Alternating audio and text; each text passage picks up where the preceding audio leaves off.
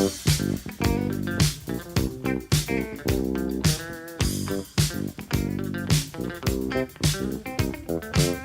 love cookies. I love cookies. I love cookies. Cookies! Go ahead, Ben. Welcome to Cookies, the basketball podcast. I'm Ben Detrick. The lads are here as well. Do you like that, Jordan? That was a little intro for you. The lads. The lads, yeah. I mean, fine. You know I'm Australian and not English, but we can use lads as well. Mates. The boys. The mates are here. Yeah, keep going. Andrew Kuo, What's up, guys? also here. I like lad. Yeah, I don't mind lads. It's just not that specific to me. Sure. Anyway. I like the scream of cookies. Maybe that's the new way of starting the show. Instead Well, of this, isn't that for those that are wondering, that's where the name comes from? right? Instead of a genteel welcome to cookies, it's just like cookies. Yeah. So, Wait, do people not know where it comes from? people ask me all the time. What do So you would say? you like to? No, I would like you to do it. You came up with the name. So Lord. classic. Thank you, King. And do you mind if I do this, Your Regency? Go off, Your Excellency. Thank you. It's really formal, despite that intro. We've really settled down since the opening moments of Cookies. I mean, thinking back like a minute and a half ago, Yeah, we've really we were grown up. kids. Yeah. So yeah, the phrase cookies, maybe this could have been explained years ago, but on the playground, if you steal the ball from somebody, as you head off the other direction for a layup, you would kind of yell like, Or a board slap. Yeah. or a board slap. Yeah. You yell cookies Yeah. as you take off. It's all a mocking scream. No. And it has to be said in that exact, it's not like cookies, it's cookies. There's a tenor. Yeah. It is the origin of cookies have anything to do with like taking cookies from the cookie jar? I think so. That was always to me what the connotation was. That it was like it was easy, and it was like you're getting away with something. But it's not just like you wouldn't steal the ball or a pass and just hold it and say cookies. There's very much a running off with it. Oh, so as you it's a steal fast break opportunity. Yeah, it really tied well to Without fast break. looking it up on my phone, which would be the easiest thing, is it drug related? Is it drug dealing related at all? I mean, Probably not, right? other than like the weed store in California being called cookies. Sometimes on Players Only, Chris Webber would be like, and then Kyrie said, "That's my cookie," and I'm like, "Oh." God. Is he talking always about a said- steal? He mostly talks about steals. I've heard it referred to as a steal, just a straight up steal. Yeah, that makes sense to me. Yeah. But you know how Chris Webber always says, and that's what he said, and that's what Man, he said. I'm so sick of Chris Webber describing actions as verbiage. Do you know that the cookies is, well, not really cookies, but ecstasy in Australia and other places is sometimes called disco biscuits. I've heard that. Yeah. That's great. Maybe we should have called the podcast Disco Biscuits. I mean, not Disco to, Biscuits, a basketball podcast. not bad. Not to arouse the sex cops, but cookies, another slang word for female genitalia as well. Oh, Quo's like, Jesus Christ, been throwing my life away. Wait, But that's people really call boobs cookies? Quo, step in. So Jordan, you're a lot more chipper, I've noticed. Yes. Afternoon, much like a reverse gremlin of some sorts. I don't know what their Like timetable an is. opposite, right? A mogwai. What does he call those mogwais, right? Yeah, it's noon, but not midnight. So we want him to be a gremlin, not a mogwai. Yes, he's a gremlin. Yes. Oh, like, bah. Yeah. Yeah. We like that too. What's the other thing? You can't get water on them.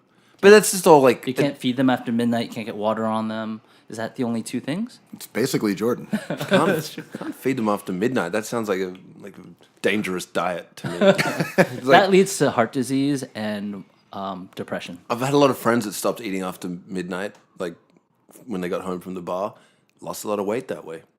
You know, a bacon, egg, and cheese and a packet of chips just sitting there for, 8 to 15 hours. It's like, How old are these people? I don't know. It's like in their 30s? This is over the years. All of mine. Because as I got older, I just stopped being as hungry, which is such a bummer to me because I love to eat food. And I just have not been hungry. Living near a really good pizza spot as well as a halal cart and a taco truck is like a dangerous combination for when you get home. The taco truck is nice. But there's always a line, so like it is kind of a deterrent, right? Yeah, you live right next to Joe's Pizza. And you also, you're just cruising by it as you're going home. You're just like, let me out here. Yeah. Maybe I'll have a little. It'll help a little my tostada hangover. for the hangover.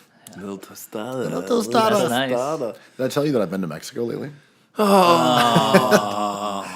Wait, what's your favorite team? Oh, The Mexico City Marauders, of course. The Mexico City Mariachis. Jordo, I have a question for you. Yes. What is the Oscars takes that everyone's been missing coming up this Sunday? Oh shit! I want seems like to- A Star Is Born is out of the running and everything. So guess what? I checked the fuck out because that's just not fair. What's everyone missing? What do we got? I mean, my main one is like Glenn Close getting a legacy Oscar for a movie that, quite honestly, nobody has seen. I didn't even like. We live in New York, where every single movie shows, and I didn't hear of it. I don't know anyone who saw it. It's called like The Wife, I think. Who cares? I don't know anything about it. Exactly. But Olivia that's Colman, though, in The not Favorite. surprising. Olivia Colman. She's the best. She's the best. I've loved her in all her like British police procedurals throughout the years. Amazing. She's so good. Weird comedies. Great comedic actor. Great comedic actor. What else? I know you got some good stuff. Although I did not like her Golden Globes acceptance speech or something. It was such What'd you do? it was such a put on. She went very British. She went super British, talking about getting BAFTAs. Sorry, talking about getting pissed and whatever. It was very actorly. Oh, You know, when actors try to work the room that's filled with other actors who also know that they're Yeah. full of shit, it's really weird. but that's like the thing, right? Sometimes I feel like we forget that this award show isn't for the people. It's for actors and it's for like journalists. I like my actors to really go above and beyond. Like put in the work and get a couple friends involved. Really put on a show for the people. Like, Hire people. I love her to bits, but fucking Gaga crying when she wins a Grammy for the movie about a singer who cries when she wins a Grammy, like, get the fuck out of here. Where's he going with this? Yeah, that's a No, I was trying to think of the acronym, but I should have just used the first letter of every word I just said. Do you have any thoughts about Bradley Cooper not being in character to sing the song? Is that correct? Oh no, I'm thinking of Queen. So Malik is, what's his name? Rami Malek. Rami Malek is not going to be singing with Queen on the performance. It's going to be like the band Queen. Yeah, Shouldn't and then he be there's in another character? singer or something. There's a Yeah. ringer. Yeah. They hired some '80s guy, I think, or Yeah, like the 90s guy, Terrence Trent D'Arby or some shit. Yeah. Is there like a Respect to Terrence a D'Arby. crib And sheet? his time within excess. Yeah. Which is what we were referring to, Ben, before you kept going with your I just started thinking about Wishing Well, and what a great song that was. great song. Would you go Terrence Trent D'Arby or Tracy Chapman if we're going for dreaded singers of the 80s and 90s? TC. I think I go with Tracy Chapman, but Wishing Well is the jam though. Yeah.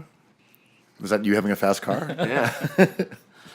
What the New York Times called that the best American song of the century, right? Oh, how In Tom Petty feel about 1999? that? I mean, you How can't did mess Bruce with Springsteen fast feel car. about that? Springsteen is close, right? Who would you guys have number one? Nice and smooth use of Tracy Chapman, Fast Car, and turning it into a legendary rap song that has been forgotten in the annals of time. Tribe Called Quest rendering of Lou Reed classic. Did you hear last night that the guy from Slipknot called Imagine Dragons the most despicable band, replacing Nickelback? Oh, really? Yeah, Slipknot is rad. Yeah, But, I think Slipknot totally has the but he was The moral high ground here. yeah. Yeah, I don't. Yeah, no one came after him at all, but everyone's just like, "You have a good point, sir." Slipknot There's- is canceled. There was a really good like prank TV show in Australia back in the day by this guy called John Safran. Not the author, John Safran. No, Jonathan. the TV comedian John Safran of Australia, and he got a bunch of kids into this nightclub because they were underage, like all 15, because he dressed them up as Slipknot and just walked them through the front of the door of this exclusive club and said like, "Oh, I'm here with Slipknot," and they just walk through and these kids like party their face off in a bar dressed as Slipknot. This was recent. No, it was when Slipknot was. Oh, okay. Thing. I was like, that's incredible. No, That's smart. It's Yeah. like, what was that? I'm here with Guar. yeah, oh god. See, but that would cost too much to make their costumes. Dude, those are expensive costumes. Like those football pads are not cheap, man. What about Kiss? Did people do that with them? Yeah, have you not seen the best movie ever, Role Models? That was kind of a good movie. It's cute.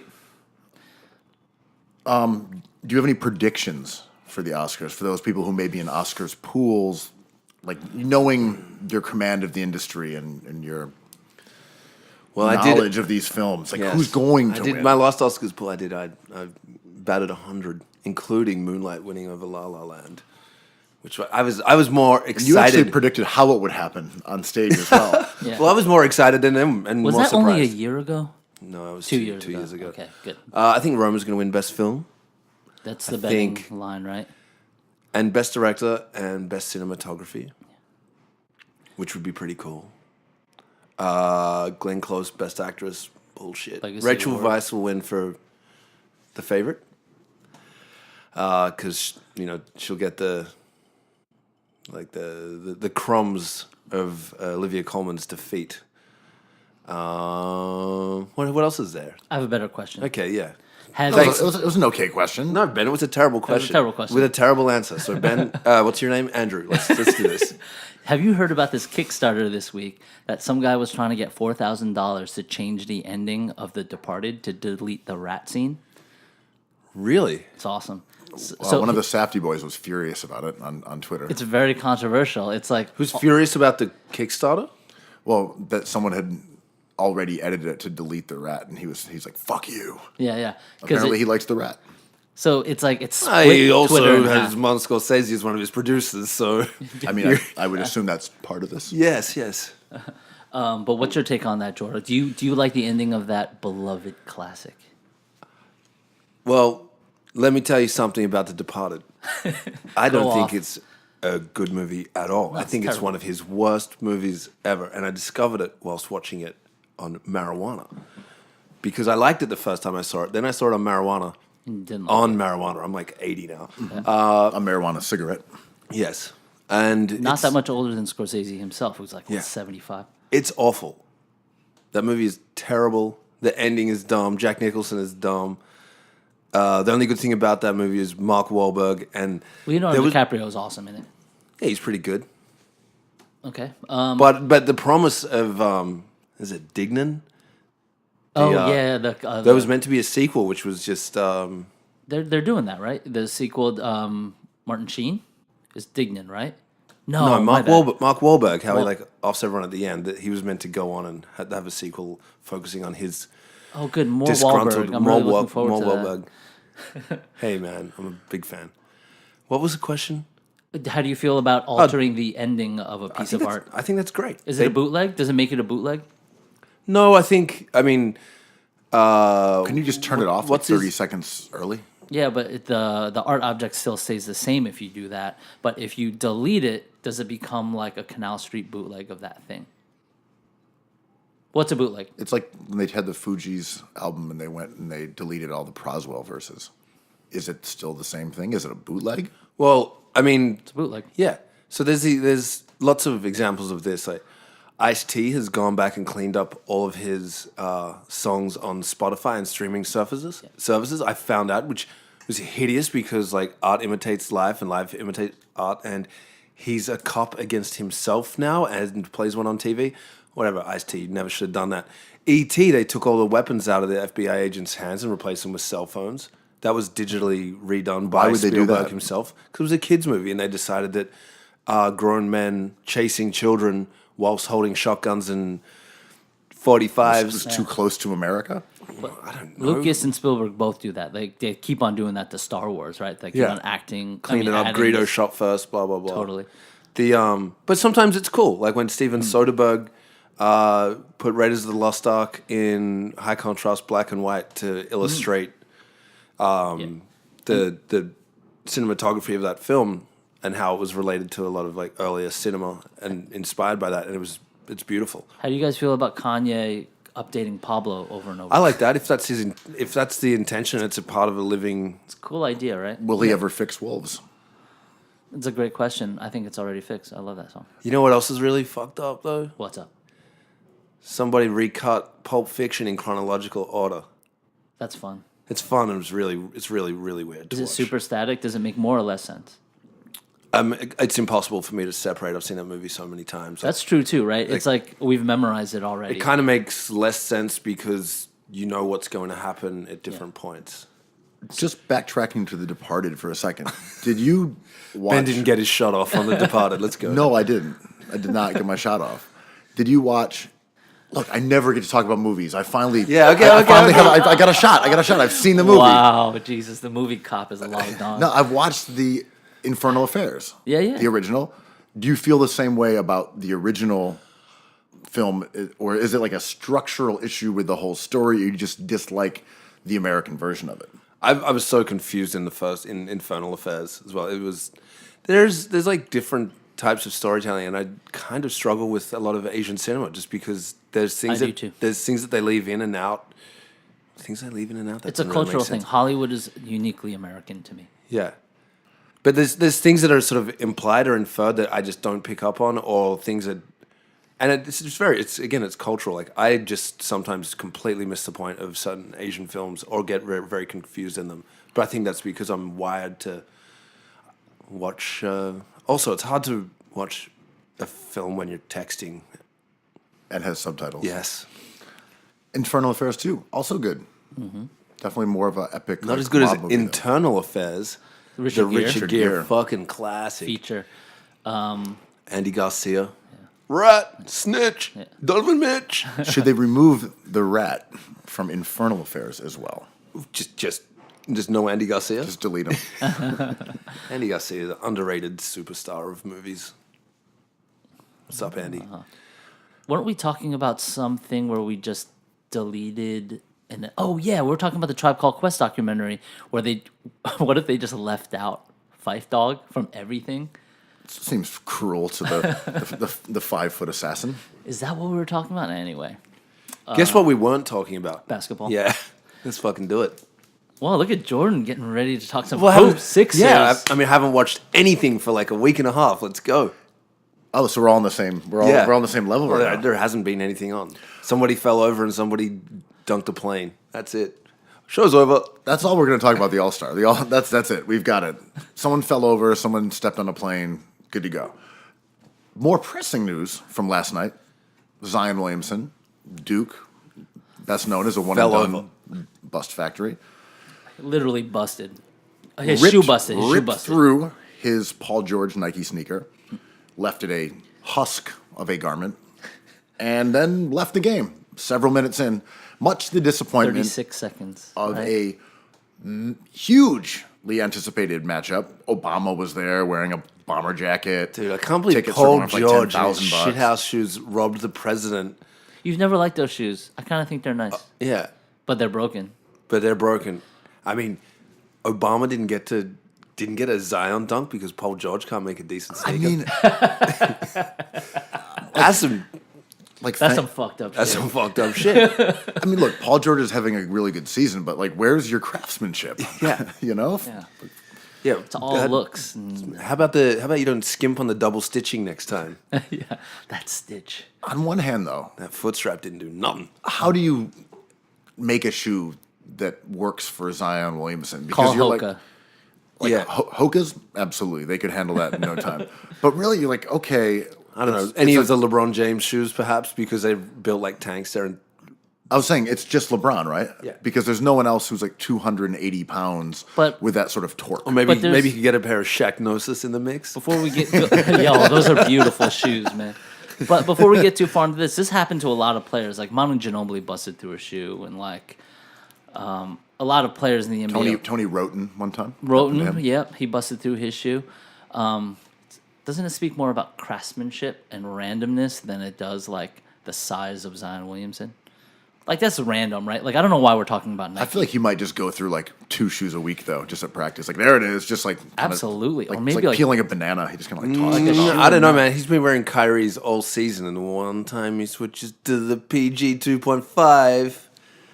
what if there's like a Reebok person just like slicing little like stitches? Yeah, like the ballet dancers. Yes, right. Like the black swan Oh, thing. like they're like putting a little itching powder into Zion's jockstrap. Oh no, it was glass dust. Was that what you were talking about? Fiberglass. I was talking Fiberglass. about Revenge of the Nerds. Oh, that too. Tight. They're putting like, what's that stuff? Never mind. Stuff that makes you like, go to the bathroom. Laxatives, Yeah, but there's something else that you can use that's not a laxative. coffee. Yeah. Yeah, just coffee. Eye drops. Yes, eye drops. Yes, yes. Visine. Visine makes you go poo. Yeah.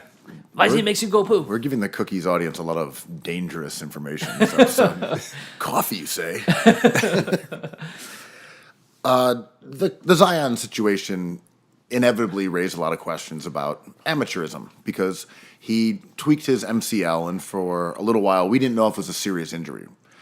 And now the debate that's going on, sort of in the basketball, within college hoops, but the basketball society at large, it's like, should Zion just shut it down? Should he say, look, I'm the number 1 pick in the draft. I gave great effort to Duke, but I tweaked my knee. Let me just get right and go into the summer, be the number 1 pick, and move on with my career. Should Zion come back? Jordan. Did he get to graduate? After 1 year? Yeah. He's taking a lot of classes. Yeah. Should he come back? Yes. I mean, if you're going to make a commitment to a team, whether it's college or pro, then you should honor that commitment.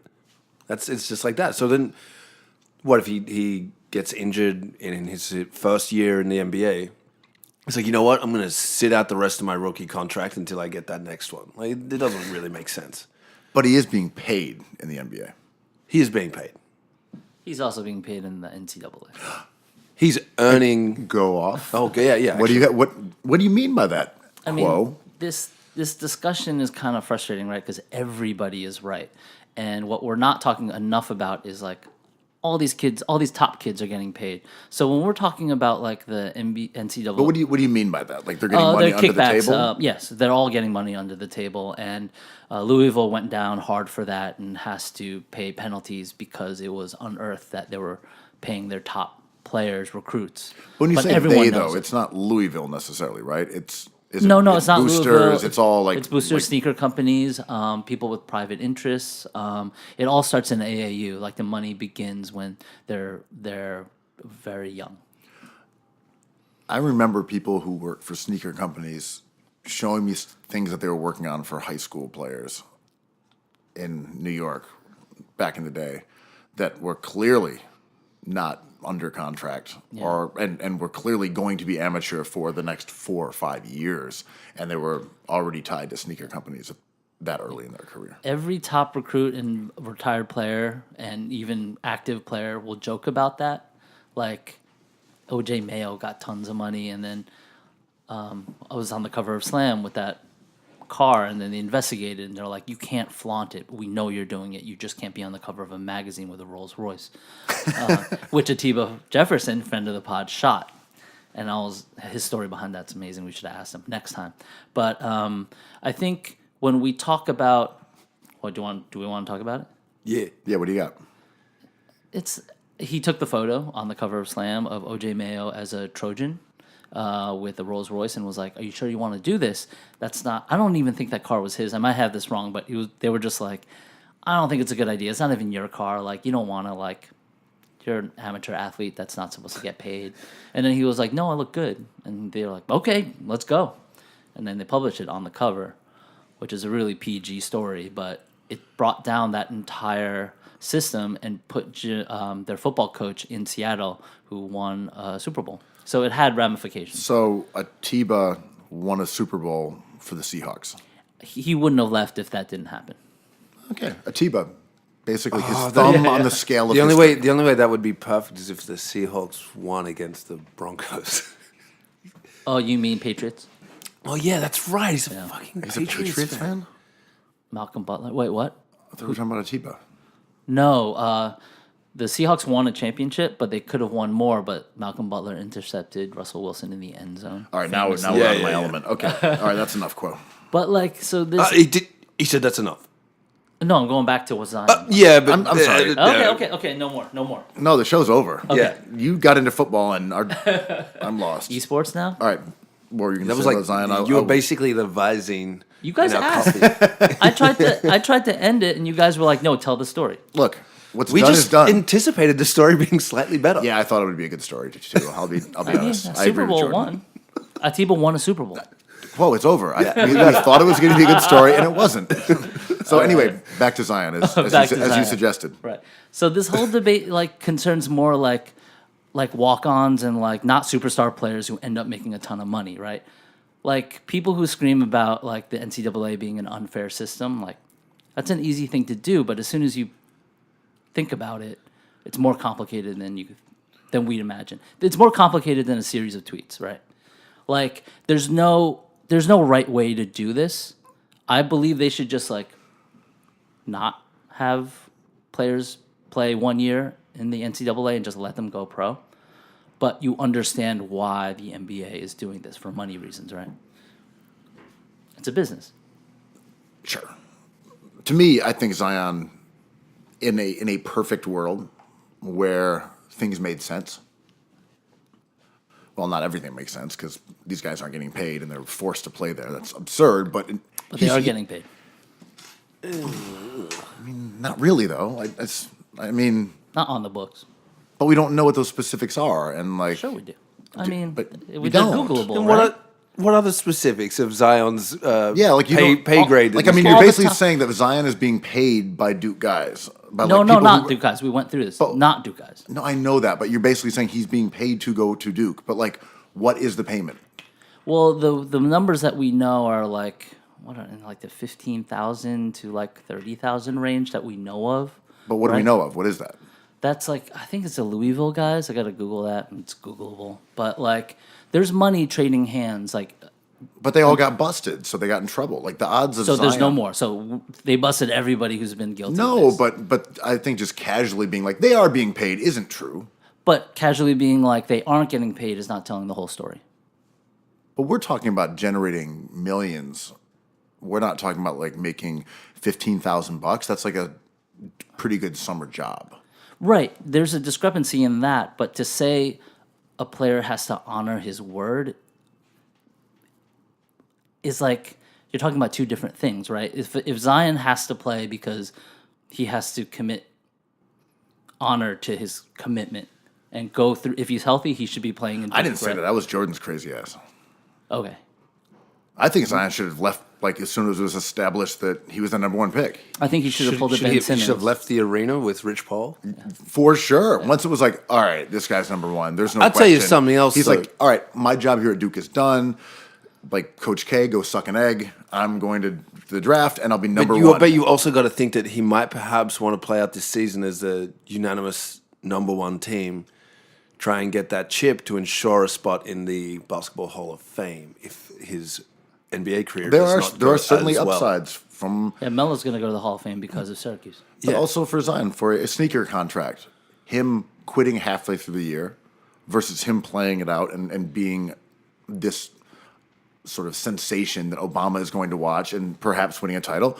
His asking price probably doubles. That if it No, his asking price is the same whether he stays or goes. He's fucking Yeah. like... I don't We know. had this- I just mean what people are willing to pay. If in December he was like, "All right, you guys just see me play. I'm number one. I'm out. I'm just going to go work out." Yeah. He would still go number one, but I don't know if a sneaker company would. absolutely. Look at it. We've seen enough at this point, Ben. Maybe so. I mean, this is the same AD conversation we had last time with Noah. It's like AD and Zion are unique things. Like what we're really talking about is Nazir Little. Like how does Nazir Little handle this, right? Because he can go anywhere from 4 to 12. So he has a lot more at stake. Zion has nothing at stake. RJ Barrett has a little bit at stake. Cam Reddish has a little more at stake. John Morant, a ton. Well, I agree with that. My point is this: that once Zion doesn't have anything at stake, playing for Duke incurs the risk of what happened last night. And maybe it's just a minor MCL. Maybe he comes back. maybe it was an ACL, maybe it was an Achilles, maybe it was worse. And then all of a sudden, his income is like now based on that insurance policy that he apparently took out, which is that he gets like $8 million if he's drafted below 16th due to injury, which is obviously not going to happen. But if he gets a Nerlens Noel type injury and he drops from first to like sixth, again, unlikely, Right. but that's millions and millions of dollars. So a more interesting player, I think, to talk about here. Also, is Zion Williamson the biggest NCAA basketball player of all time? He is the most popular, the best, and like the most lauded player ever in college hoops. Can we think of anyone else who has this power? Because I wanted to draw a comparison to Harry Giles, because Harry Giles was supposed to be number one overall. Well, Michael Porter Jr. I mean, and they got hurt. going back to the heyday of college basketball. Ralph Sampson. Shaq. It would be Shaq, right? Shaq, Ralph Sampson, Zion Kareem over all these Abdul-Jabbar. Zion over all these guys. But it's not, though. But it's a because- different kind of. We live in a different world now, Quo. Yeah. Where the Thank new- you, where Jordan. the It's a new- different world. Where the news Yeah. cycle is dominated by ESPN, who like dick ride LeBron and Zion, and that's Everybody's about on their it. phones. This Twitter thing. No, but seriously, people like. But he's good. Zion's But good. but casual sports fans know love who size. Zion is because the letter is- Z is cool. the letter Z is cool, and because he's the lead-off story in a lot of like these sports networks, which he wouldn't be, like college basketball wouldn't be in other years. Well, I think Shaq was pretty popular. To me, though, it's Basketball in general is a lot more popular than it was there's that, but 30 years also ago. Zion to me is a little strange because we don't respect college basketball at all. We don't care about it, and I'm speaking for myself and most people that Are in this room. are in this room or Yeah. that I associate with care about college basketball only in terms of like Zion. So he's huge in that regard, but I don't really think that many gambling. people watch him. I think people watch highlights. I've never been like, oh, Zion's on TV, let's watch it, until last night. That was the first time when it that's- seemed like there was a must-watch game that included But Zion. that's true with like the Oscars and SNL and most basketball games. You know, like people watch highlights. Sure. I just mean when Shaq was in college, I felt, at least this is me personally, like I was trying to watch games with Shaq. Yeah, because you had no access to something on your phone Right. that would just play it for you. Yeah, and also I think you were closer in age to Shaq. I think college ball becomes a little bit more like maybe like abstract as you get older, because when you are in college or in high school, you start watching college hoops because there's kind of like there's almost a little bit of an aspirational element to it. It's like, oh, these guys are around my age, And they're Like, going through the same they're thing going as through you. the- They're going exactly. they're going to a college. They're freshmen. They're on a campus. Yeah, and so you kind of get excited about that, and you like fantasize like, oh, I wonder if I could play college ball, and the answer is no. And My asinine proposal was to have all the coaches also be college. oh, of, that'd be of college great. age. That's a Like great the idea. like the boom goes the dynamite kid could. Yeah, and like the assistant would be a freshman, and by the time he's a junior, he becomes head That's coach. a great idea. I Right? love Just it. was- get rid of all those high priced I was like 60-year-old white men. When I was 14 and getting better at basketball, and I peaked at around 15, I was convinced that I was going to play college. My ticket out of Australia would be to get a scholarship to play college basketball, where I would buy a Jeep Wrangler, cruise around campus, somehow meet Demi Moore, and then Demi Moore, whatever her name is, and she was going to be my girlfriend. Who knew that would all happen? Yeah, I know, right? And here we are today. Here we are today. Your dream of Anointed. One broken relationship with a Hollywood actress and one clapped out Jeep later. Or was it the other way around? I can't remember. But you have such beautiful children with Demi. I know. Ashton, our firstborn. But yeah, imagine having a whole coaching staff of college kids coaching other college kids. It kind of changes the whole dynamic of like hazing and like bullying. It'd be like right? like how to pull a bong the first time. No, but the best part about it is the recruiting of good, like, Yeah. because it has to trickle down to like coaches in high school. So like, we got to get rid of coaches everywhere because what's the farm system for college coaches has to be high school kids. So like this 14-year-old, you should see him, man. The way he draws out plays. yeah. okay, get him into the system. In 8 years, he'll be coaching Duke. I wonder if in 8 or 10 years the whole product is even better. I mean, Because you have a why- better I think it's infrastructure. awesome. I love it. Why isn't anybody doing that? Why are parents not drilling like fundamentals and playbooks into their kids in the hope that they might end up making like $5 million a year as an NBA coach or $30 million over a lifetime of being? It's really hard, right? Because like to be able to have significant minutes in Division One basketball is a lottery, basically, and being a coach for a year in a Division One school, there's only one. That's like Powerball. What's interesting about this whole concept is that, right, people aren't groomed to be coaches when they're that young. They're generally people who were into the sport, couldn't play, and then maybe get into it in college, but not high school. But I was reading that really long ESPN story about Tim Donaghy, the shamed gambling Fascinating ref. thing. It's a really long story, but Shamed, but also kind of appreciated. it's just a wild tale. Like, and the ESPN one really gets in the weeds about him actually influencing the outcome of NBA games in Dwayne order to Wade satisfy versus his gambling partners in ways where he's barely even being paid, and dudes are making millions and millions and millions of dollars. And ESPN story lays it out in a pretty compelling and interesting read. But what I thought was interesting about it was that they're kind of talking about this area around Philadelphia where it's like a breeding ground for refs. And it kind of goes into what you're talking about, where it was like his father was a ref, his uncle was a ref. They're like, it's like reffing dynasties where all these refs come out of this area. And maybe that's what it is. Like we need like coaching communities. Oh, we don't even play, we just coach over here. That's Do what you think happens in a Alex lot will of let us experiment with Otto? Just teach, this is, we're talking about my nephew here. Just teach him to be like, put the ball down, pick up this clipboard. Well, as to your point, unless he has a connection to it, like it's always funny being like, name any field, being like it's just an insiders club, but it's true with everything, right? Like the art world, lawyers, politicians. If you're like a very successful like car designer, it's like, well, how'd you get into that? And it's like, well, actually, my father was a car designer. It's like, oh, it's so incestuous, you know, like. Right, because one of the interesting things about like front office jobs and GMs is that there are these like racial splits where like, why aren't there more black guys who are GMs?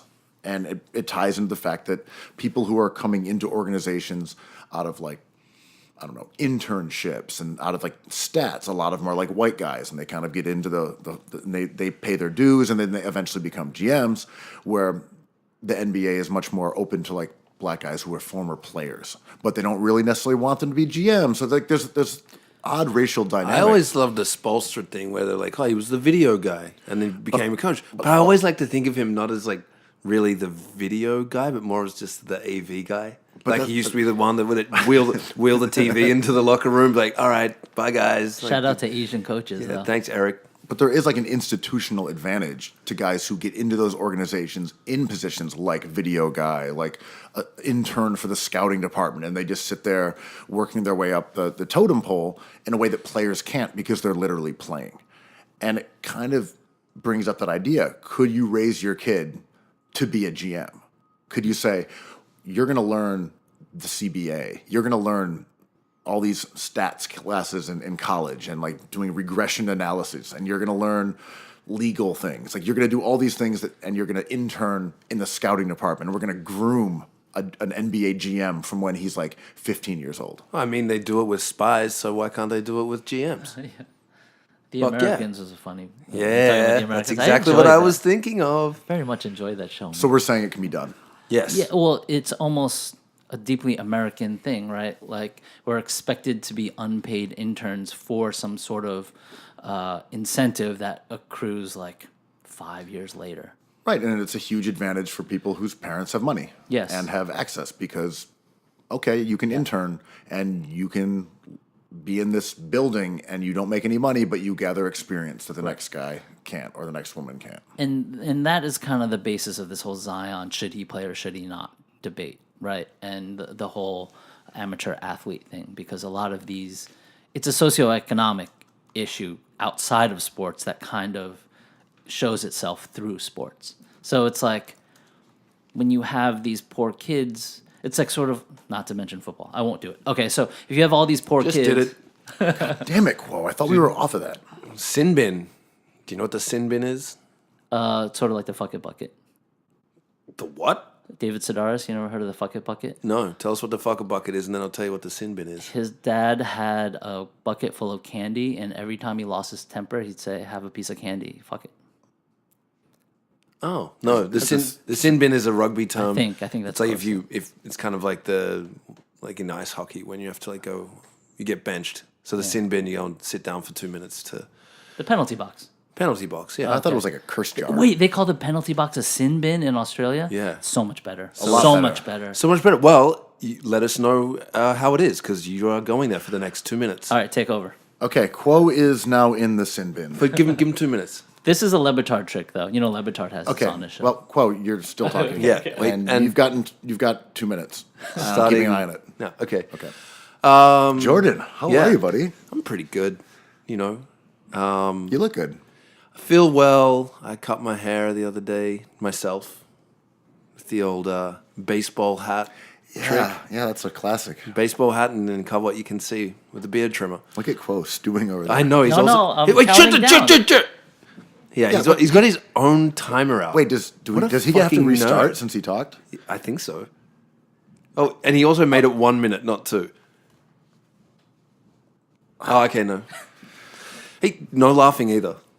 You're in the sin bin. It's not meant to be enjoyable. Yeah, fucker. seriously. What do you think this is, the joy box? It's a sin bin. Yeah, Ben's Joy Box. How are you doing anyway, Ben? That's a pretty cool Ashanti t-shirt that you're squeezing into. Yeah, looks good, right? Yeah. Yeah, I had it for a few years. Decided to break it out. It's a nice moment. Should we have a cookies pop-up where we just sell all of our old stuff? Our old rap t-shirts. new and stuff, our old stuff. Maybe we should. sneakers. I got like 50 pairs of sneakers that I don't want. Kind of a cookies rummage sale. Yeah. Or like a stoop sale. I like this idea. Yeah. Look at Quo. I know. Look at Quo. He wants to get Why are you involved. guys talking about clothing? We're meant to be talking about basketball. He's over there, Also, like, does he know that like the Zion thing is over because he ruined it, and we have to go straight back into Joel Embiid? Right? Is that next on the docket? Yeah, Quo. We've got basically 20 seconds until Quo's been freed from the sin bin. Yeah. So how do you want to use it? I just kind of want to 15. look at him. Get ready, Quo. 10. Should we count him down? Yeah, you do it. It's getting close. Yeah. 5, You got to count down, 4. otherwise it's dead air. 3, 2, 1. Welcome back. Welcome back to Cookies, Quo. Did you guys score off the power play? Did you talk about something cool? No, not at all. No, the show just really went to seed. Yeah, it kind of did. I regret putting him in the sin bin, but What do they call a power play in Australian hockey? they were not, in like field hockey. 'Cause We the don't have sin bin- ice hockey in Well, what's a sin bin? A penalty box for rugby. rugby. So what do they call it when someone's in the sin bin? Because when you're in the penalty box in hockey, it's a power play, right? Yeah, I don't believe they have. What is up with you wanting to talk about all these different sports today? Yeah, are you tired of basketball? had I it got a with hoops? whirly mind, man. A whirly mind? Yeah, I like that. Quo's little whirly mind, welling about while he's in the Brain sin bin. revelations. Yes. Early minds, sin bins. Are we done? Are we done? So do we decide on Zion? Oh, yeah. Yeah. Yeah. Hours ago. Okay. In other large men being injured news, Joel Embiid Oh, has he's a hurt? sore knee. And this obviously is not his first trip around the old... Sore knee. First infliction from the injury bug. First, I don't know, something. The guy's been hurt a lot, is what I'm trying to say. Yeah, well, you should have just said that. I did. Okay. Got around to it. So what kind of injury is this? How long's he out for? Give me the bad news first. I think they're saying a week minimum and then reevaluation. I kind of remember watching the All-Star game and there was a play where there was a little bit of chaos around the baseline and he was sort of near it. And I saw him kind of gingerly step and I as someone who's watched a lot of Embiid and you are very attuned to moments of him getting hurt. You watch little flinches, and I saw one of those, and I was like, oh, shit. What was that? Didn't think about it again. And then was that? It may have been, because there was no mention of him being hurt prior to the game. Your spidey sense picked up on that? If you've watched looks enough of slow in the Embiid, All-Star you game. get worried about his health. Oh, every time he constantly. slides to the floor, I'm like, oh, here we go. Exactly. So, where does this put Philly? They only have 4 backup centers. It's Boban season.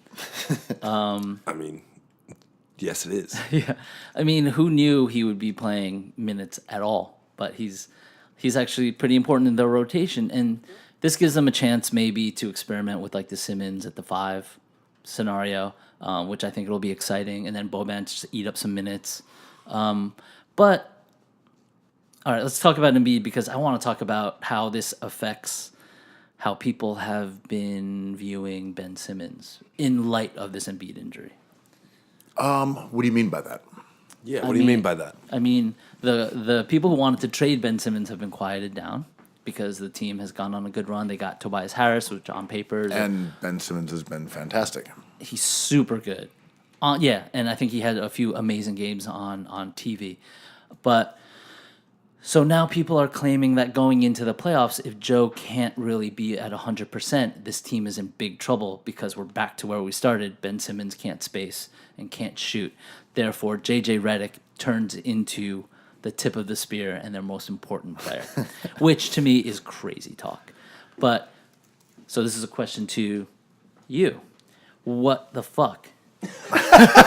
Ooh, what a question. You know what I'm talking about, these guys, right?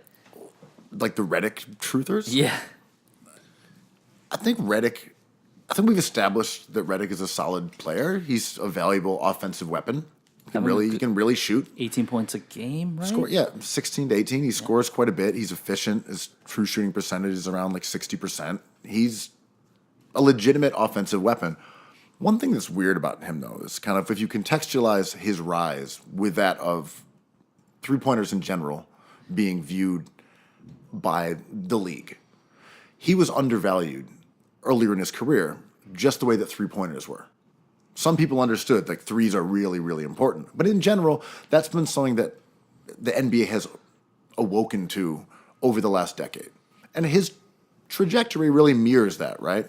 Where he went from being a guy that was useful to being like a quasi-star to being like a really key cog in the Sixers offense. At the same time, now that everyone can shoot threes, Redick isn't the kind of outlier that he was. And to me, that's what's kind of happening with Philly. You have people who view Redick as like, no, but having a shooter, Well, because it became- spacing is so important. I'm like, Well, but everyone can it shoot. became 3 and D, and he's missing the other component of that. But like, even- not even really missing, but like complete liability because of his lack of size. and he's like, And skill. and he's mid-30s. Yeah. But it's also that like it went from 3 and D to now it's becoming like, well, you've got to be able to dribble and defend and shoot and pass and do a bunch of stuff. And his weaknesses are now being more pronounced, and his strength is less unique because now you're like, well, PJ Tucker can shoot threes. You know, Marc had Gasol Landry can shoot Shamet. threes. I Like still anyone think- can shoot I threes. still think Waluigi was there's a fine. bit of like psychological fuckery going on with JJ Redick though, because the way he releases shots and the kind of shots he makes, All like off balance. like off the catch, off balance, he's like that. He's definitely that annoying dude at the park who just doesn't miss. Like it's probably like some like 45-year-old French guy who's just torturing you. Like fuck. And I just like that's why I think they keep him around. I don't really think this, but I'm saying it anyway. Could you just imagine like you're trying to guard like little ass JJ Redick and he catches something, falls out of bounds, one leg, and still nails it in your face? Like he's a that's phenomenal gotta count shooter. for something, man. I agree with that. He's a phenomenal shooter, and it is clear that opponents overreact to him in the way of like, as you said, because he has such a narrow window to be able to get his shot off and a high degree of difficulty and aggressiveness that people just lose their mind when he comes off the screens and stuff. It's true. And I love, we talk about the Sixers so much because they're super interesting, but also it's like everything that's happening in basketball is happening on their team, right? So when I think of JJ Redick, I'm like, oh, we're scared of that white guy who shoots. We're scared of Steve Kerr, John Paxson. We have residual memory of this guy being an assassin, and there he is, the one white guy on the arc. It's like, Redick. Is he the best at coming off screens and picks outside of Steph Curry? I think you could find guys like Klay Thompson's pretty good. Klay Thompson, Healed. But But he's got to be the most insistent, right? He never stops. That's He's all. just, I like the way he runs. He just constantly running and waiting for somebody to like get him loose. His efficiency and volume in scoring in that particular way are exceptional. I think as a basketball player, he's about as good as Eric Gordon. Who's very good. I mean, Eric Gordon can't shoot for shit this year, and he's fallen off. And his But his pedigree, I know what you mean. But Gordon is like the low key reason that the Rockets are really suffering and that no one mentions because he's so boring. Also, Ariza was a big deal. But like Gordon went from being a good player to garbage. Well, he's hurt. He's been off and on. He should be like 32% from three. He's been like awful. Do you think it's because he has 2 first names? I don't trust people with 2 first names. That used to be my thing in high Larry school. David. You don't trust Larry David? No. Okay. You seen that show? Like he's telling you specifically not to trust him. But people My friend love Keith him. Larry, I love you, Keith, but don't trust you. Chris Paul. Chris Paul. There we go. PJ Tucker. That's a stretch, Tucker Andrew. Carlson? PJ Yeah. Tucker, both names sound like kids who like go to like a Montessori school in Park Yeah. Slope. PJ Tucker, come on. Oy. Okay. But the last thing about the Embiid injury is that obviously I do not want Embiid to be hurt. Embiid is crucial to the Sixers' playoff performance. He's a marvelous player, a wonderful entertainer and great human being, et cetera, et cetera. The one thing that an injury to him could cause would be the Sixers to try some interesting things. What's a bummer about the situation, beyond the fact that Embiid's going to miss games, is that their roster is so lopsided that they can't actually do intriguing lineups. It's still just a bunch of wings, a bunch of centers who don't fit with Ben Simmons, and no guards. If you could say, all right, we're going Simmons to the 5, we're going to put a bunch of wings out there, we've got a couple guards, and go with this really undersized or wing-heavy, speedy team, but you've got 4 roster spots dedicated to centers. There's no stretch 5.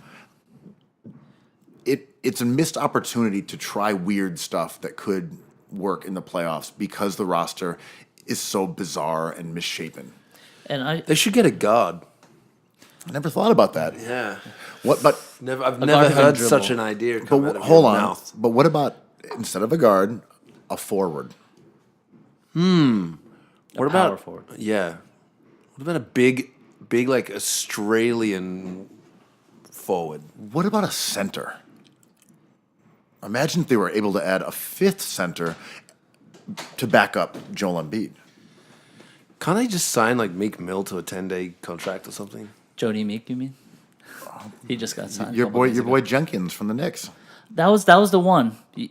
Jenkins all season was having a good one, shooting great percentages, and he's like old enough not to like fuck up too much. He's like 27, so he's been playing a while. He's a guy. Sorry to cut you off. I'm just saying he was a guy on the Knicks Westchester G League team who they just brought up. And how do you feel? What do you think? You like him? It's fine. I mean, it's they have flexibility because they signed him to a 2-year contract, but they can opt out before committing to like a big free agent. So if they strike out on the big fish, they can bring him on for another year. It's fine.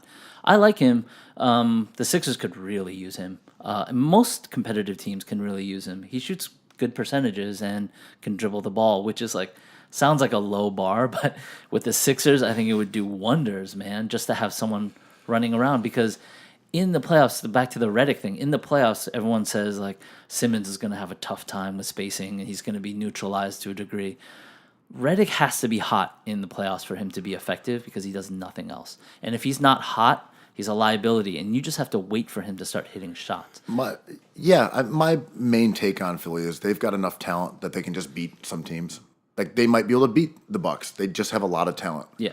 There are certain matchups where their edge in talent gets minimized because of their personnel. And that's the problem. If you're in a crucial situation and you have to choose between Redick being on the floor and TJ, you're either giving away offense or you're giving away defense or you're giving away both. They still think Ben Simmons is their point guard. It's so clear. Yeah. They're operating as if, okay, point guard, TJ's the backup. Simmons. Right. It's nuts. Yeah. And they're going to lose against a team like the Celtics. Who realize they don't have a point guard. Yeah. And they don't have anyone who can guard Marcus Smart. Can I which ask is a crazy. question? If everybody realizes they don't have a point guard, how come they have not realized it? This is the New York Knicks question, right? If everyone can see the solution, how come they can't see the solution? It's like an inexplicable thing. It's like, Or is it just one dude that's like, nope? Just, I can't speak for Philly because they've got like 5 dudes who are making the decisions and we don't know who's actually pulling the trigger. So whether it's ownership or Brett Brown or Ned Cohen or Elton or Mark Eversley, however this hydra of decision makers is coming to those conclusions, Quo's right. They just do not understand the personnel on the team from a architectural standpoint and are building everything wrong. And I thought that the Fultz situation had really just thrown them for a loop because they were going to play Fultz at the 1, Redick at the 2, Cove, Simmons, Joe, a really conventional offensive lineup, defensive lineup, a 1, a 2, a 3, a 4, a 5. And when Fultz got waylaid and that whole situation blew up, they've been playing shooting guard, forward, center for 2 years straight, and now it's like institutional. right? It's sort of like you react to like this phantom limb, and that's Fultz. And they're reacting to that thing, but they just can't cut it off. Like they just have to take that. We always say this as a sunk cost, but like they're still behaving as if Fultz exists. speaking of old Markel, is he getting minutes in Orlando this year, do you think? I think he's shut down until next year. Did they even? That's what they said. I don't think anything's been official, but I don't think there's been any chatter of him suiting up. I think it would be a disaster if he suited up this year. I mean, that situation, I don't think Philly made a great trade there. They didn't get awful, much but- back value. I don't know that I would have done it. But they are closer to that situation than anyone else. And if there's a reason they just want him gone, maybe we don't know that. right. Because there's stuff that I've heard that I don't really want to just put on the show to get it Yes. out there because it's personal stuff. Is Easy. Yeah, just that maybe there's more to that situation that Always. Philly was just trying to say, hey, we've tried to deal with this for 2 years, and best of luck, kid, but we'd rather someone else try to shoulder that burden. And we always say, No pun intended. No pun intended. and we always say on this show, like winning culture and losing culture is not a thing, right? But it's important. There's not that many players on your team, and chemistry is an issue, and fear is an issue. And I think players look at Fultz being like, "Kid, what is happening to him happened to me?" And there's a degree of that where it's like the yips is a really mysterious thing, and to have him around, to have everyone ask what this number 1 overall pick is doing only a year removed from being that thing is terrifying for this team. To just have him optically out of the way could be helpful. It's totally possible, and it does also look at that dearth of guards. Or it does force you to look at that, and you're like, whoa, Furk on Korkmaz just went down with like a meniscus injury, and you're like, okay, Zaire Smith, they're saying, is probably not playing this year.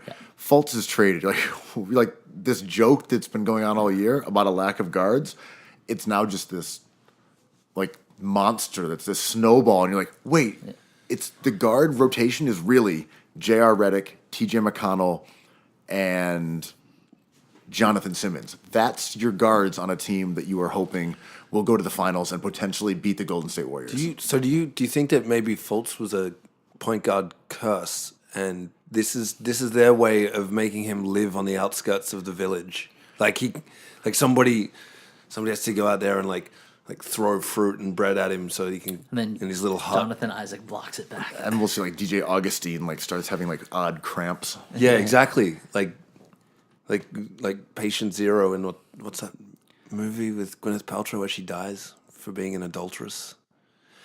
Anyway, there's like, do people just not want to like high five Markelle Fultz anymore, just in case his like Catch the yips. Yeah, his juju travels up their veins, like you can literally see it going in the veins, like and it hits their shoulders, and all of a sudden they're shooting free throws like Bill Cartwright on drugs.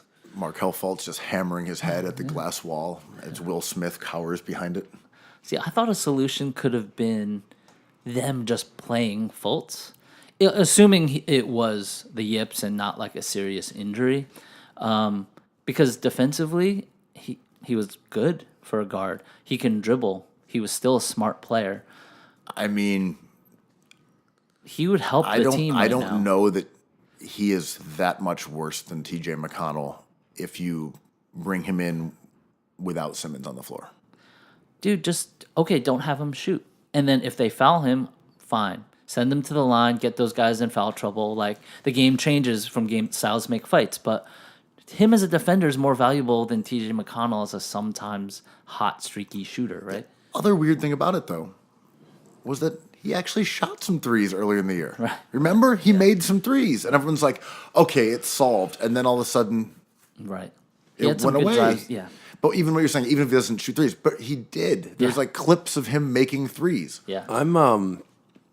I'm pretty certain that Philly's going to go out in the first round, and Against Boston or somebody. yeah, and which I'm really happy about, mainly just because that might give me fucking 5 weeks of peace where I don't have to talk about Philly until the off season. You guys start up the Philly. Playoff potting sucks. We have to prepare ourselves. I'm the playoff prepared. There's pot. so many other things to talk about that don't involve the Philadelphia Well, 76ers. the Sixers are currently slated to either play Boston or Brooklyn, who are your dream first-round matchups then. yeah. Oh, Brooklyn's Brooklyn might torch the Sixers. They do not have any answers for it. Joe Harris, the human walking fucking bucket. without Dude, online. Where do you think Joe just Harris- smoking Curry in the 3-point contest? So good. Who is Joe Harris's barber? Is it like persons of interest in Cobble Hill? 'Cause Yes. he's got it is right. Yeah, it has yeah. to be. And No, he I mean, he comes in and it's like somebody like pumping the chair down so that he fits into it. Dude, he's your height also. Yeah, I'm just saying he's not like 6'6" as you listed. He is 6'4". I've met him after a game through like friends of friends and college shit, but super nice and just maybe smaller than Jordan, tall, shorter than Jordan. yeah. Not as strong as Jordan. The dude was very wide. Really? He's bigger than you think. Like Yeah, he's he's- yoked. He's brolic. Yeah. Yeah. Same. I mean, that's kind of the comparison. Yeah. Where does he live? Did we find out? Where does he hang?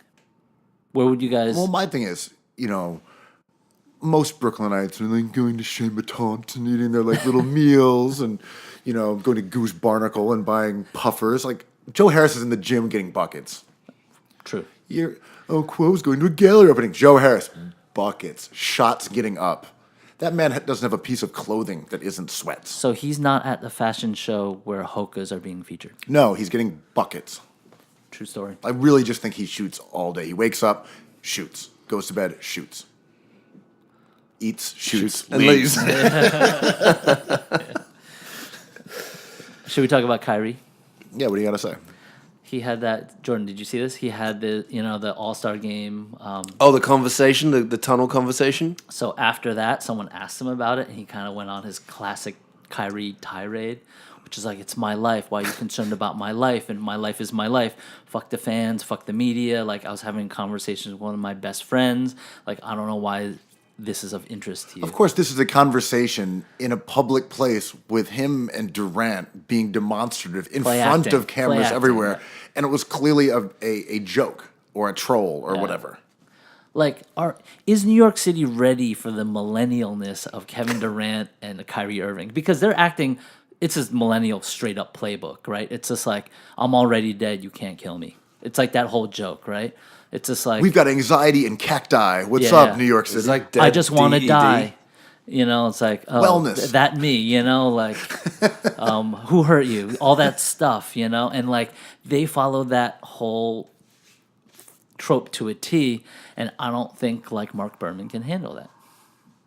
I think like baby boomers will have their heads exploded in New York as soon as they lost 3 games in a row.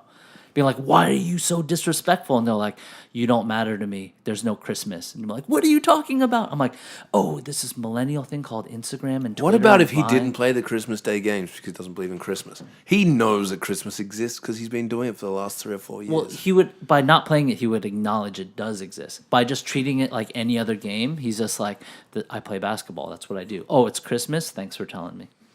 Hey, this is Vinny, first time caller from Bay Ridge. I'm kind of confused by this Kyrie guy. All he keeps talking about, like all the billionaires should be destroyed, and he's a communist. I'm just kind of confused. But then he's leaning into his depression, and his personality is tacos. Like I just don't get this guy. Vashawn Leonard could take him one-on-one any day of the week. But Yeah, because I am in on the Kyrie Durant show in New York. It's Oh my so God, it's gonna be emotional. great. It's just already exhausting. it's gonna be so painful if you're not ready for it, because there's gonna be a parade, there's gonna be a celebration when they sign here, and then by like February, people are gonna be like, these disrespectful athletes. And Kyrie being like 26 and already playing the role of like the grouchy old guy who the youngsters don't really get, just like OG Kyrie. These kids, man, I tell you. I'm like, you're 26. And he's like, oh, they don't know what it takes to win. I'm like, you just left a team that won a title playing with LeBron because, I mean, like a year and a half ago. Not even like 2 years ago, a year and a half ago. He's taking a flamethrower to the media of Boston, just like torching them with everything. They're like, we can't believe it. We don't even want him anymore. I'm like, oh my God, man, this is like Trade him for hilarious. Scalabrine. yeah.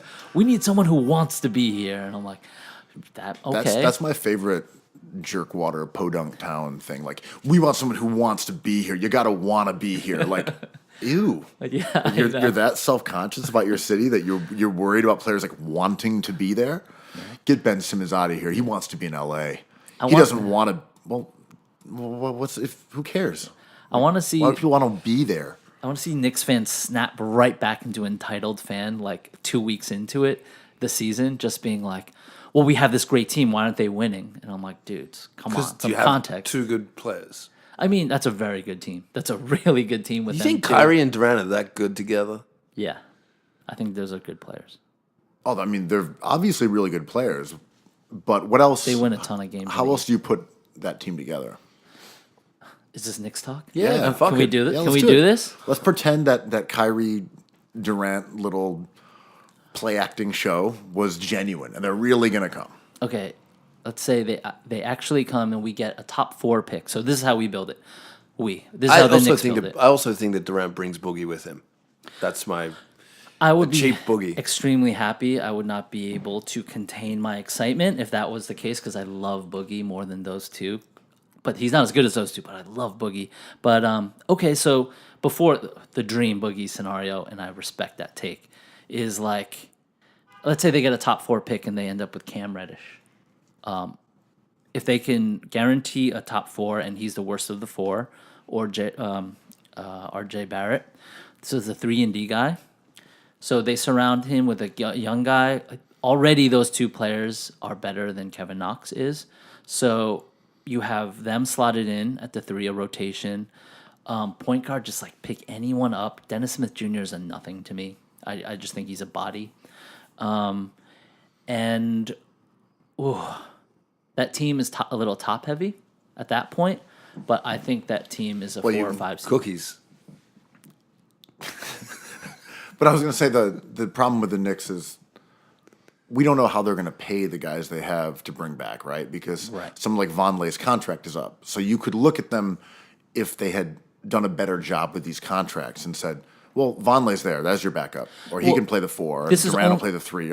Or he's the 5. But you can't. Agreed. Like, this is the hypothetical they have to actually that pay them. These 2 get the max. So Vonleh's gone in this scenario. Moody has gone. Like, all these guys have been shed. So you're dealing with like these 2 guys and rookie contracts, basically. Mitchell Robinson, super fun. I forgot my favorite. So that's an exciting team, but it doesn't really make Giannis that worried. That's what I was going to say. As good as that team is in terms of having 2 incredible offensive players, neither one is an elite defender. and you'd have to figure out how to make that work. Maybe it's Mitchell Robinson, the anchor of that defense. Love him. But those two guys together win a lot of games. Are they a top 4 seed in the East? Maybe. Probably. But I mean, like, East is tough now. Yeah, if they're healthy. Also, you got to see what happens to the other two big guys in Milwaukee. Like, everyone's kind of in flux a little bit. Tobias Harris and Jimmy Butler. Like, let's assume everyone's going to, like, rest and there's not going to be too much movement. Right, because if Butler goes somewhere else and Kawhi goes to LA, suddenly The these whole teams thing look a lot changes. different. And Kyrie leaving Boston kind of hurts, puts them in the rebuild that they are in right now, actually. Oh, I mean, Boston is a rebuild. I agree. But, so... But if you add Boogie, where does that put them? This wasn't just some pie in the sky bullshit. Oh, you got some sources on Got this. some sources on this. Too much source. Was a yes, way too much, Source way money. too many sources. Yeah. So Source Castillo. Boogie took less money to go and play with Golden State, right? Most likely to win a title with Golden State. Durant and DeMarcus don't really belong to that team. They're like kind of rentals in a similar way. Durant's like, I'm the fuck out of here. It's like, DeMarcus, they're not going to pay you anyway. You got your chip. And they have to pay Clay. They have to pay Clay. So come to New York. Me and Kyrie are going to be there. Let's do it over. Let's try and win one in the East. The East is going to be much weaker now. I just think I think there's a way that he can convince DeMarcus to maybe even take a little less to join them in New York. I think DeMarcus is going for I think this year he's betting on himself, and then he's going to try to sign a max. I don't think he's going to get a max, and I think that's why. Oh, really? Yeah. I There's think he's going to get a lot of money. Floating around next offseason. It's going to be really interesting. We're definitely jumping the gun on this. But one last thing. Speaking of guys who are free agents who ended up surprisingly staying home, is that Paul George has emerged as a sort of dark horse MVP candidate. You've got Giannis and Harden, and now people are kind of making a play to add Paul George into that category. Kuo, is he a legit MVP candidate? I think he gets it. Paul George? He gets he's my favorite. I was actually comparing him to a 28-year-old. He's 28 to a 28-year-old Michael Jordan, and they're not that dissimilar. He's having an incredible season. So you're saying that Paul George is on par with the third greatest player of all time?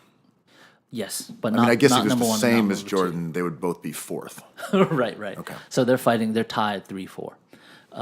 But Paul George is probably the defensive player of the year already, and that kind of boosts his stock, I think, significantly over the other two. I mean, Giannis is incredible, and there's no problems with any of the three. But what Paul George is doing now, with the diversity in his game, with the personnel on his team, He gets to play with Nerlens Noel and Jeremy Grant. yeah, right. That's Which helps him that's a so treat. much. But it helps him, right? Because those are good players that can back him up. But But also helps their record because Yes. they have the top 4 defense and their offense is mediocre, but it's mostly Paul George's handiwork on that end. and this is a little hot, but I think Middleton and Bledsoe are better than Westbrook. And so, Paul George has Like collectively, they're better than Westbrook. individually. I know that's a It's a hot one. It's a hot one, but I'm willing to stand by that. I'm a big Middleton fan. heater. And Bledsoe, I think, to me, is just better than Westbrook. Jordan, Paul George, is he on par with Giannis and James Harden as an MVP candidate for the season of 2018-2019 NBA basketball? I believe he is on par with Giannis. Yes, I think both of them are far superior candidates to James Harden. Whoa. There's a hot one. Why is it so hot? He's scoring 37 points. Who cares? He held that team on his back for weeks, though. Carried him. He did. Without him, they wouldn't be in the playoffs. How do you know that? Because when he's off the court, they're lousy. Yeah, but what about if he Capella was? What was about if hurt. he was on the court and doing different things? Would they still be as lousy? Wait. Let's get to the root of this. What's your problem with James Harden, who is currently leading the NBA with 36.6 points a game? He's also putting up 7.5 assists, 6.5 rebounds. He's leading the league in minutes played, that is a valuable player. Yeah, minutes played, shots taken, possessions gobbled up. I don't know. I just think that just because he is playing all these minutes and he isn't giving the ball to anyone else, With 7 assists. Are you saying he's unethical? I don't think he's unethical. I just think that there's a lot of people who score 37 if they get used as much as him. I love this question. I mean this seriously. Who else do you guys think can do this? Paul George and Giannis. But they haven't. Do you think Because they don't have to.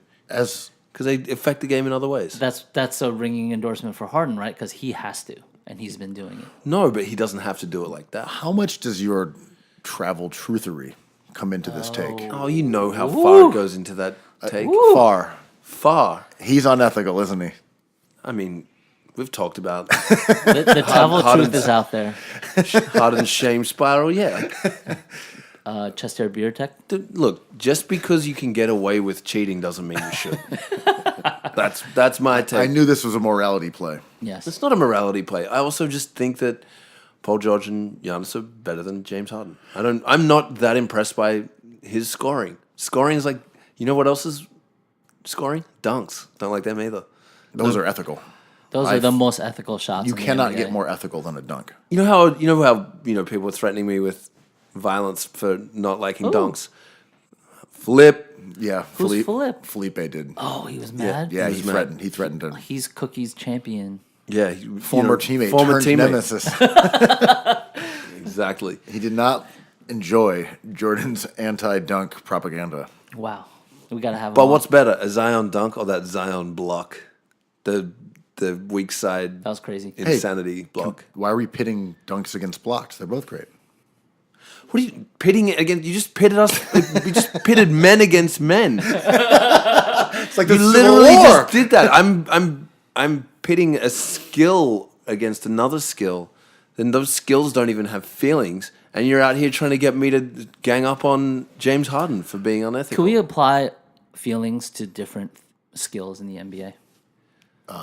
Go on.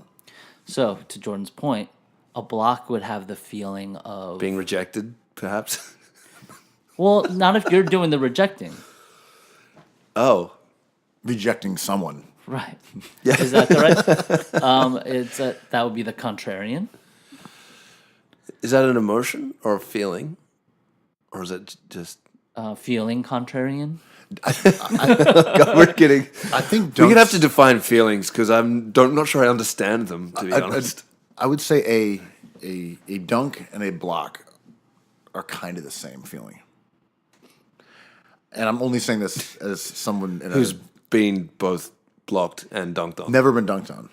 Came close one time. Why aren't you playing defense, man? You should be playing more D. No, it was one of those plays where you're under the hoop and you're trying to help defend, and you turn and someone passes and the guy's already in the air. No, it was close to But getting if you're dunked playing on. defense, you should be getting dunked on all the time. Speaking For sure, it's a testament to me not playing against enough people who are dunking that I haven't been Speaking- dunked on. It's speaking not of- a testament to my own defense. Like, suspect defense. oh, it's absolutely not. You sound like a praise. JJ Redick over I'm here. gonna make Hell I'm no. gonna make a PSA here really quick.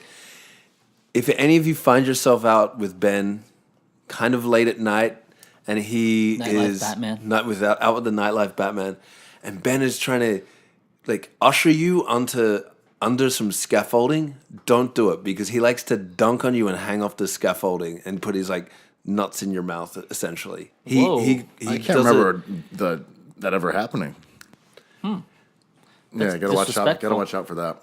That's Yeah, disrespectful. It's disrespectful. The other thing that I discovered is somewhat disrespectful is I Eurostepped a customer at my other job the other day. Set the scene. Well, there's a narrow little walkway between the bar and the tables, and this customer's walking to the bathroom, and for whatever reason, I just Eurostepped them. And Did they get shook? Did their ankles stay in one piece? Did you shatter their ankles? I think that they would I kind of like panicked and froze 'cause I didn't know I was going to do it. And then I turned back to look at them. And they were definitely turning back and looking at me with a somewhat bewilderment of what just happened.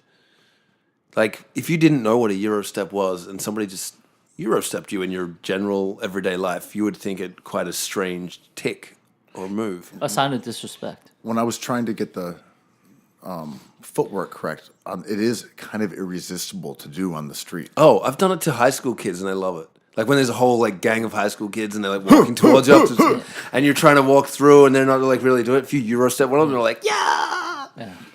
Euro stepping children. It's like stealing a soccer ball off kids that are dribbling it down the street. It's always very satisfying as long as you give it back pretty immediately. Cookies. People do that with scooters. I've seen in my neighborhood, like in the Lower East Side, like kids, teenagers will like race up to some Euro scooter them, like race up to people walking and turn at the last second. I like that. It's jarring because they're coming at you pretty fast. Razor scooters are evil little fucking machines, man. You ever seen like a friend's kid just take off on one of those things? It's terrifying because you never catch them.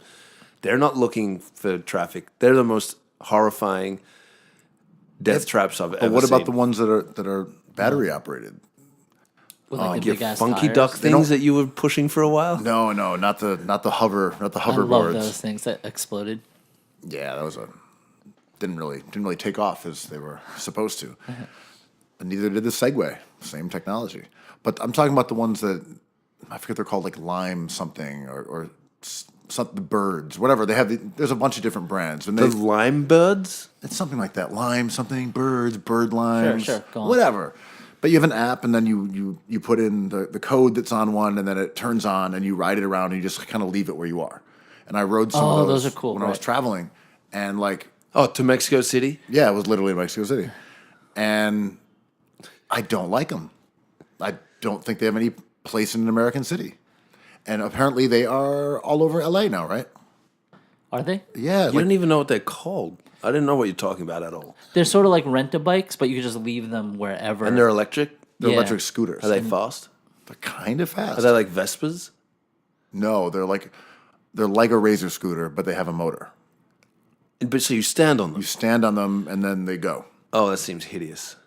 I mean, I'm willing to try it, but I don't really love shared bike stuff.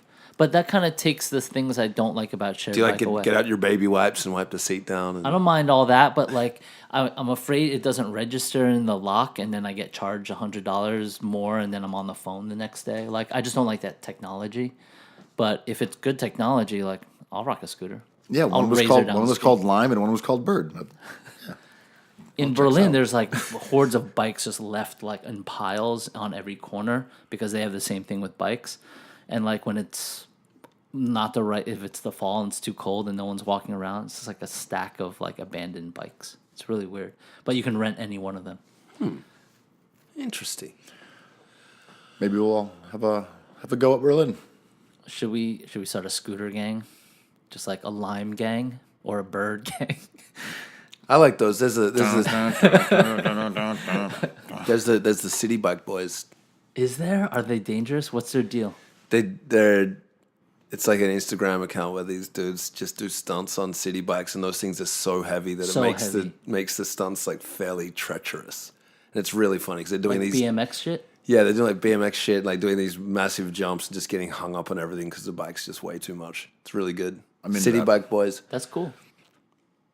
So maybe we should be the bird bike boys. Bird scooter boys. I want to send a quick shout out. There was a terrible assault in New York City recently, and Wax Puff Daddy had his head demolished at Madame Tussauds, and I just want to let the person who did that know I'm coming for you.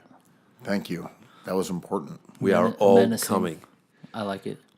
The bird scooter gang is coming Not for you. to the Wax Puffy. Anything but the Wax Puffy. You cannot fuck with Wax Was Puffy. it in Madame Tussauds when it happened? Oh yeah, somebody just like pushed him over and stomped his head into oblivion and then ran away. Was it like Shi- they was got it Shine? away? Yeah, how did they get away? I guess security at Madame Tussauds isn't that important. Also, I bet Puffy was tucked away in a little corner and no one noticed it for like 3 days. That sounds about right. But like, yeah, how do you do that? I know. I It's think like, it's how an could you do that? Did Puffy do it? Did the Wax Puffy do it to himself? Did Puffy hire his personal trainer to do it to him? His alter You're saying it was ego? a two-man job. Saying it's a 2-man job. We should check the receipts. check the receipts. See how many. I want to see Puffy's burner phone. Because guess what? It made Puffy very relevant for at least 48 hours. Puffy still makes so much money. It's crazy. Like, he gets paid. It's wild. Ciroc boys forever. Dude, I want to shout out my friend Amanda Brown, who recently gifted me a bottle of Ciroc signed by Sean Diddy Coombs. That's amazing. You had a lot of great Diddy content today. I love Diddy. I used to talk to him on the phone constantly because I was an intern at a place that designed Bad Boy Record stuff. So we were designing his restaurant Justin's, and he would call me every day. And it was a 3-person studio. It was Michelle and Eben ran this place called Stereotype Design. And I answered the phones, and Puffy would call, and Mace would call, and the Locks would call. It was awesome. When you heard him on skits on Biggie's album on the phone, was it reminiscent of your own Not at conversations? all. He was very polite and not braggadocious Take at all. that. Yeah. He's a nice guy. Is Diddy the best rapper actor? Name a better rapper actor. Oh, I just Is saw he a that rapper 50 Cent and an movie last actor? night. Yeah, man. Monsters Ball. Get him to the Greek. He's fucking hilarious. Yeah, in that but movie. doesn't he just play himself generally?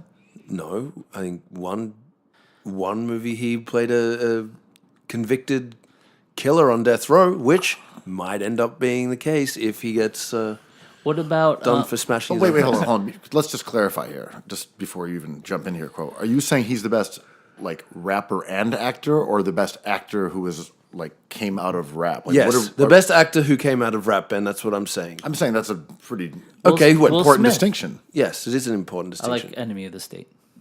I like Will Smith too. What about LL Cool J in that Shark movie where he had that parrot? Yeah, that's what you're throwing at me. You throw Common at me. Who else you got? Ice-T, Mark Wahlberg. maybe. Oh, Stymied. Nah, I still go for Puff. Fuck. Wahlberg was a tricky one. Yeah, I was waiting to spring that one on Jordan. I forgot that he was a What rapper. about Eminem in 8 Mile? Does that count? No, I mean he's not good in it, so no. 50 Cent's better in Get Rich or Die Trying. I watched that movie last night, the heist movie that came out with 50 Cent movie. Woo, What's that called? terrible. I think it's called like the Heist Gang or something. No, it is. It's called something stupid like American Heisters. Yeah, it was. What was that with Money Heist? I'm just like, I mean, that's a great plan. Let's steal the money. Dude, Hurricane Heist is crazy. You ever seen that? I love heist movies, man. But wait, you're talking about the one that you said was like one of the best movies of the year. Wait, what about Ice Cube and Which Friday? one? Heist. No, that was fuck. Den of Thieves. Oh, Den of Thieves. That's what I'm That's what you're talking about. Yeah. Yeah. He's in that for a little bit. He dies good. Oh, come on. What? It's not I hadn't at 50. watched it yet. Well, it's fine. Everybody dies. Jesus! Suck an egg, There goes your Ben. Saturday night. Suck on, I was- eggs. I'd watched like half an hour of it. It was just getting good. The guy No, was- but you can't The watch. den was getting thievy. You're fucking lying because I know you can't watch Gerard Butler movies because of his sausage fingers and it freaks you out. He's got sausage fingers? Yeah, big ones. big brat mitts. worsts. There's a son of a rapper in that movie. Yes, Ice Cube Jr. Where's Cube on this hierarchy? You're putting Diddy above Cube? Cube was in Trespass. Dick Wolf. He was. He was also in. New Jack City? No, he wasn't. My bad. No, that was the other Ice. I mean, there's a lot of guys out there, I think they were both in Trespass. but I'm gonna stick with my Diddy take just for shits and giggles, even though I know I'm probably wrong. The Wahlberg take was a little hot. And The Diddy take is the hottest. The Diddy's the best rapper or the best actor who came out of rap. That's a hot one. You haven't even 'cause seen Monsters anything that he's Ball been is in. Like, it's an okay movie. Yeah, but get into the Greek. Oof, when he's on the. That's funny. He was okay in that. But that fake running is weird, you know, when he runs down that Oh, mall. that's the best part. Yeah. That's all good. Anyway, cookies. Cookies. Cookies. Cookies. Can you do the cookies yell one more time? Cookies.